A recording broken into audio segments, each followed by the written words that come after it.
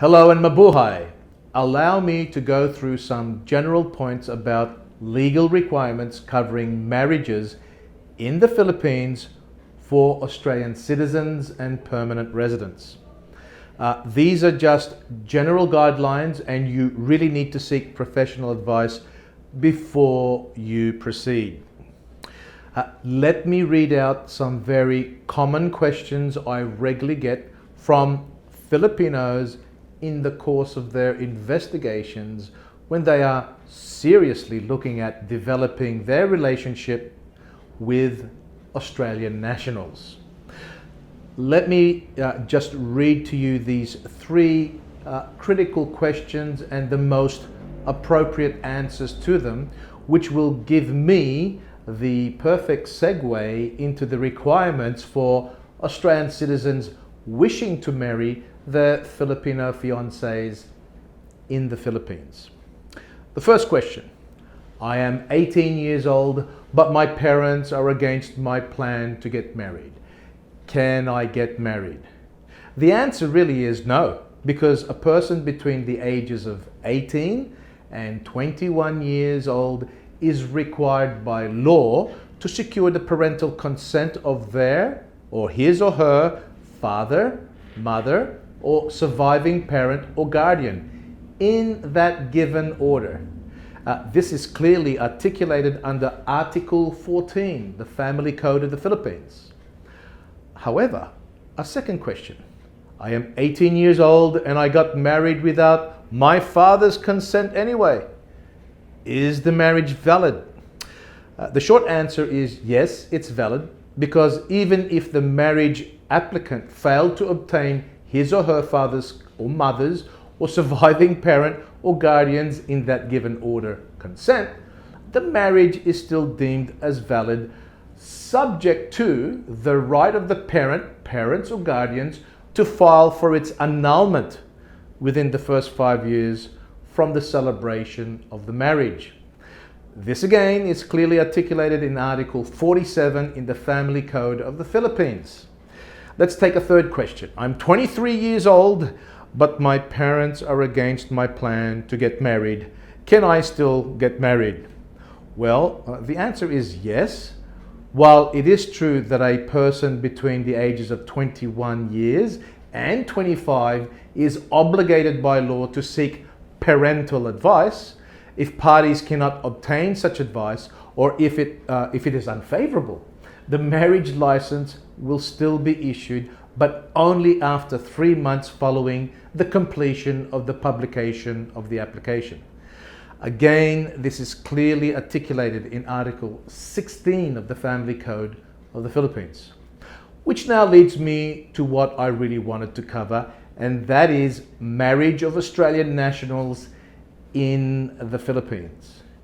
The information contained in this video is provided to assist you to complete the necessary formalities to ensure that your marriage is legally recognized under both Philippine and Australian laws. For a foreigner to legally marry under Philippine law, 2 documents are required. The first one is a thing called a Certificate of No Impediment, or CNI, also known as the Certificate of Legal Capacity.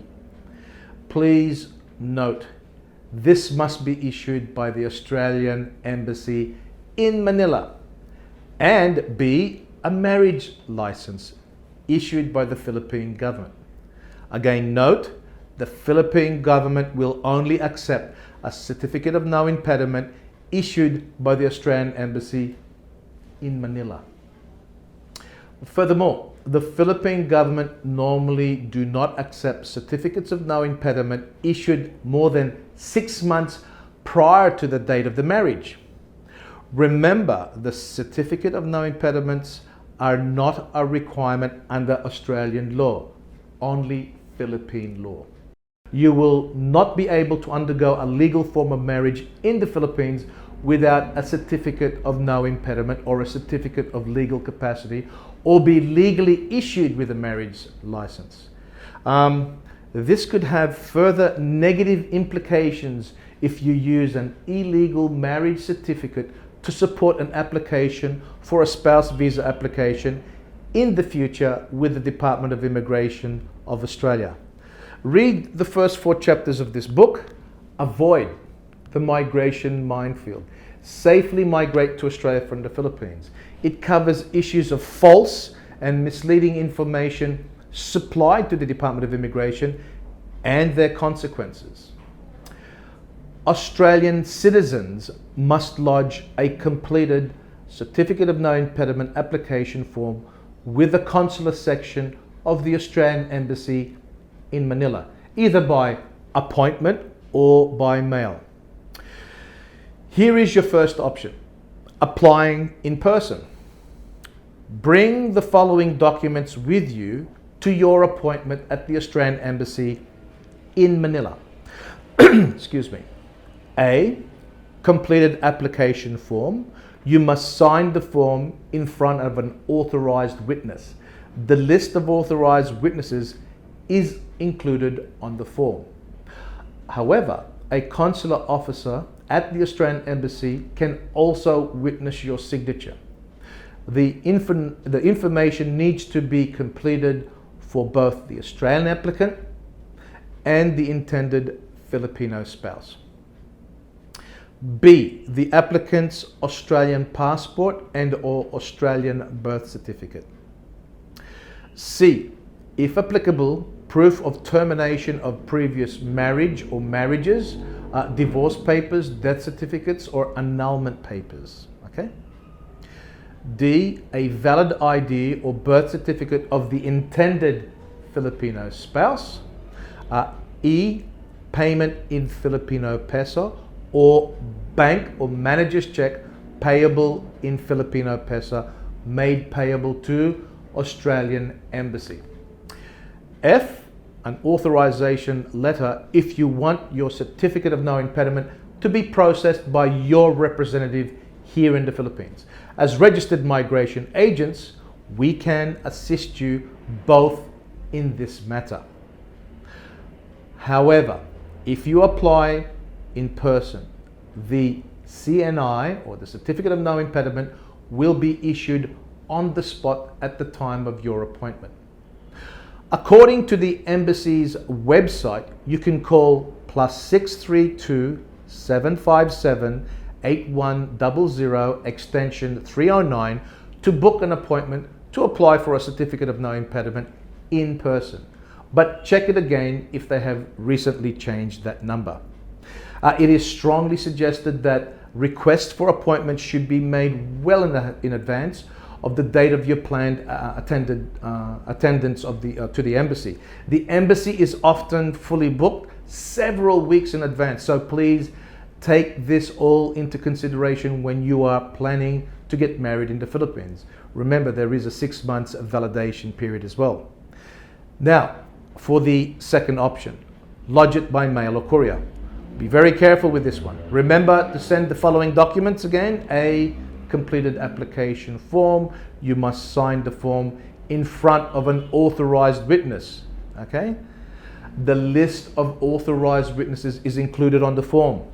The information needs to be completed for both the Australian applicant and the intended Filipino spouse. B. A certified or notarized copy of the applicant's Australian passport, right? That means the bio page only, or the Australian birth certificate. Don't forget, this is only for Australian citizens to apply for. C. Proof of termination of previous marriage, certificate or notarized copies of divorce papers, death certificates, or annulment papers. D. A photocopy of the intended Filipino spouse valid ID or birth certificate.